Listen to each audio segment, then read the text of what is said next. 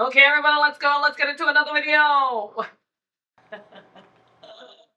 The coffee hit, guys. The coffee hit. Hi guys, welcome back to another video with me, XSamHair. Okay, today we're going to be doing a video that someone commented over on my Instagram about. So it's a Genius Weft install, but we're not hiding the bead. So it's a non-hidden row Genius Weft install. So this is very similar. Everything is pretty much the same in terms of the stitching. What's going to differ is the way that we stack those wefts. So I'll show you the different ways to stack and how we're going to stitch it into place and where you might want to utilize this. As always, thank you so much guys for being here. I really appreciate your support. I just hit 17k the other day, so I'm really happy, and I do this for you. Every time you guys leave me a comment and you're saying how much you enjoy these videos, how much it's helped with your hair extensions, it makes me feel so good, because that's exactly why I make them. It's for you and it's all free. The only way I can keep it free though is if you continue to like and subscribe and share it with your friends as well. That means a lot to me, and it is the biggest flattery and compliment ever. It's when you share it with other hairdressers to show them how to level up their hair extension game. So without further ado, let's get into this video and let's do that Genius Weft install, but a standard row. All right, so let's start with our wefts. I'm going to be doubling my wefts up. Whenever I'm using a Genius Weft, I'll always be doing 2, 3, maybe 4 layers, all depending on that client's natural density. So for the sake of today, let's pretend that she's got really fine hair. So for that reason, we'll only be doing 2 on that row. So let me take my first layer. I'm going to use my lighter piece underneath because my darker piece, you're going to be able to see those stitches a little bit clearer. So I'm going to take my weft and I'm just going to measure it up to that foundation, making sure that that piece of weft is right at the end. And then I'm just going to take my clip and I'll just pin that into place. And then again, I'll just take my clip and then just begin pinning all along the top here. You don't need as many clips for this type of install because standard row is a lot easier than that hidden row. Making sure there's no little hairs. And then you can see with this weft, there's a little bit of an overhang here. I'm just going to leave it. And then at the end of the install, I can cut off whatever I don't need because it will be too long for the foundation, but it's okay. It kind of moves a little bit as we sew it down. So for that reason, I just want to make sure that I'm keeping it long and I can just cut it at the end. Also saves time. All right, so now I'm going to put my second layer on and it's going to be exactly the same way. So I will fast track this a little bit so that you're not getting bored. So let me show you just this bit to start because it's really important. I am just lining that up to make sure it lines up with this piece, and I'll just take my clip and I'll just secure that down, and then I can just kind of pivot these around. It's literally exactly the same as what we did with that first layer. And then again, it is longer, but it's okay because I'll just trim it off at the end. Okay, that is everything pinned, locked into place. So now let's start those stitches. So another thing I've got asked is about double drawn thread. Do I still use double drawn thread? Yes, I do. So my preference for my Genius Weft and my hand-tied installs is going to be a single thread. But again, for the sake of today's video, and just so that you have something to reference, let me show you how to use a double thread with the Genius Weft install and how to anchor it with that double thread as well. Taking my thread, I do have a video, so if you've watched that skeleton stitch video, you'll see how I knot this thread. Top tip, do all of this before the client comes. So if you know what thread you're using, whether it's an espresso brown or a dark brown or a blonde, have them all threaded, ready to go. I have a little magnetic strip on my mirrors, and then I can have all of my prep needles on there. So it's one less thing to do. Or if you work with an assistant, they can prep all your needles for you as you go through that install. Before we start, I get asked about the tools that I use. I do buy a lot from Amazon. I'm an Amazon girly and I do have an Amazon storefront. So my storefront is going to be linked in the description down below, and you can go on there and go through all the different tools that I have. We're also going to link it down here. Just for convenience, you can scan the little QR code and it will take you straight to my Amazon storefront. If you don't see it on there, the likelihood is it is from L Pro or Hair Made Easy, and be sure to use my discount code. It is Sam Hynes 10 down below, and that's going to give you a 10% off. Because I'm using double drawn thread, I'm going to start it a little bit differently to my other Genius Weft videos that you might have seen. So third pocket. I'm going to start in my third pocket. If you need more help with this, do check out that skeleton stitch video because the stitches that I'm doing here is going to be relevant to that. So it's exactly the same. Okay, so taking my thumb, feeling for that bead, we're going to start 1, 2, 3 pockets in here, and I'm going to drop it down through that pocket, and I'm going to make sure that I'm catching both those layers of the weft, and then I'll split that thread into 2. So I'm going to have a piece of thread here, piece of thread here, and I'm just going to bring that through.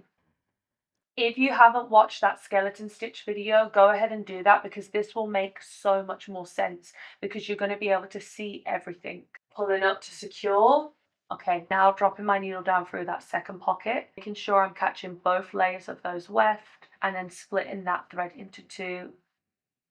And that is my second stitch. So we're working forward on ourselves. The reason that we're doing this is we need a little bit more love on those corners. And then we're going to do another one here, lock stitch, dropping the needle down, split this in 2, and then pulling that up to secure. Now I want to make sure that this little corner here is locked down. Otherwise it's going to be flapping around all over the place. Let me carry this thread across. We're going to do closed blanket stitch, dropping my needle down through that pocket, catching those weft, crossing that over so that I've got that closed blanket stitch, and I'll just bring this up to secure. There we go. Look at that. I've snatched that corner down. Pull up here, perfect. Now I'm going to carry over my thread, and then I'm going to go back down through that second pocket here. Now we're doing a blanket stitch, so making sure I've got thread here, and I'm just pulling that up to secure. I pivot my clips as I go, that if I don't need them anymore, I'll just move it out the way. So one thing that you can do with your Genius Wefts, which I like to do, is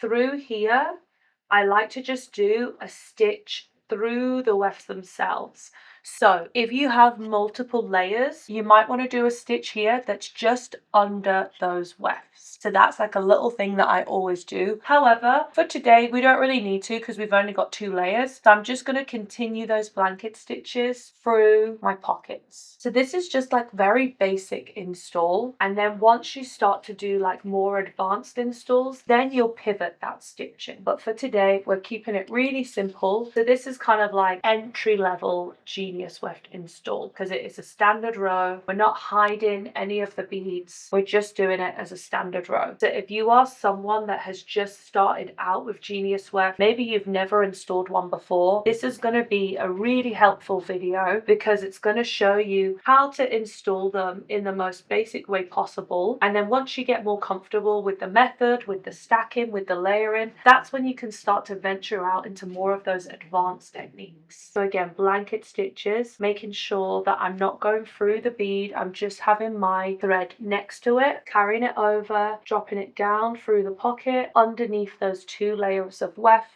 And that's really important when we're working with those wefts, especially if we're stacking multiple layers. You want to make sure that you're catching all of those layers with that stitch work. Moving my clips as I go, because I don't want them to be in the way. Dropping my needle down through that pocket. Again, making sure I'm catching both layers of those weft, pulling up to secure. Carry that thread across, guys. Carry that thread across, and always make sure that you're controlling that thread. The minute you lose control of that thread, that's when you're going to struggle with those stitches. So now I'm just carrying it across, dropping my needle down through that pocket, under those 2 layers of weft, splitting my thread apart. So I've got 2 here and 2 here, and just pulling that through. These are just blanket stitches, so I'm continuing this all the way around, literally the same movement. And the only thing that's going to change now is once we get to those anchor stitches. So we'll fast forward this a little bit. And again, like I said, if you wanted to see a more detailed version of this,